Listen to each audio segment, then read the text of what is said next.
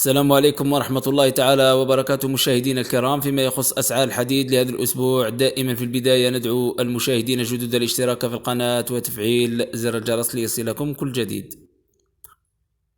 فيما يخص أسعار الحديد لهذا الأسبوع، الحديد تاع الكاطورز 7 تاع البيرام في القنطار راه داير 1,020,000.